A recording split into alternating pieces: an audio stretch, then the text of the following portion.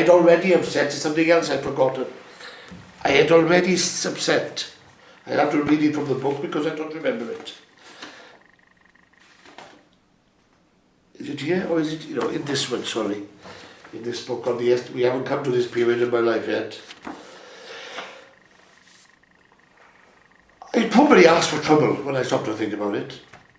I'd probably ask for big trouble. Right? After losing by 3, I now turned my attention to these left-wingers and said, you are destroying the Labour Party. And not only are you destroying the Labour Party, you are destroying the political careers of moderate people in marginal seats. It's all right for you with your safe 10, 20, 30,000. It's the people on 5,000, 4,000 with moderate voters. You are turning them away, right? So I made a speech. We had a meeting of the Parliamentary Labour Party as an inquiry into what happened in the February 74 election. First week after going back now, in March. And I made this speech. And the whole place was dead quiet. Now it took courage to do that part. Because I was talking now to a couple of hundred of really baying left-wingers who didn't want to hear any of my nonsense, right? Well, ITN News picked it up. And they asked me to go on a programme. ITN News at 1 o'clock. Which again caused mayhem back in Carmarthen and in many other parts, right? And I had prepared this thing to say in the on the news as a press statement. And you know how they are; they'll give a headline story, will they? And then you're interviewed later. So the story was something like Labour MP castigates left wing of Labour Party, and up comes this statement. And it says, the captain of a ship in the middle of a hurricane does not, and this was done by Cledwyn Hughes, by the way. They were Cledwyn's statement, but only I had the guts to say it. Because I wasn't as clever as Cledwyn in putting these words together. The captain of the ship. Who was the captain of the ship? Howard Wilson. In the middle of a hurricane. What's the hurricane? Just 1 by 3.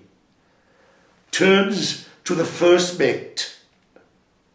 First mate, Tony Benn, leader of the left, for the future of the voyage. When I got back after the interview, Harold's parliamentary secretary was waiting in the central lobby for me to come back off the taxi. He said, Gwynoro, he said, you weren't having a go at Harold, were you? He said. No, I wasn't not having a go at Harold at all, I said. I was having a go that the left wing are being allowed, right? So then I wrote down, it was all out there, wasn't it? And again, Laura had the phone calls. And again, she told me, you have no idea what happened today after the 1 o'clock news. You know, they were going for me now, right? A guy, dear me, I've forgotten his name, who was big on the left wing of the Labour Party and on the health service, a great friend of Anaya in Bevan, Archie Lush. Now he got involved, right? They were really out for me this time. And Michael Foot again warned off the left wing of the Labour Party to leave me alone. But by this time, you know, the die was cast, wasn't it? So I thought, well, right, I'm not going to run away from these people. So I wrote a letter to every member of the constituency party in Carmarthen, right? And it goes something like this. I cannot any longer conceal my acute concern about some developments in the Labour Party, which will, in my view, not enhance the prospects of the Labour Party and will also affect the long-term unity of the Labour movement. There were other things, I missed that. I happen to believe strongly, and this was the telling phrase, you see, in the principles of social democracy. Now this is June 74. before the Social Democratic Party was established in 1981. I claim it wasn't the Gang of Four that started the Social Democratic movement, but myself.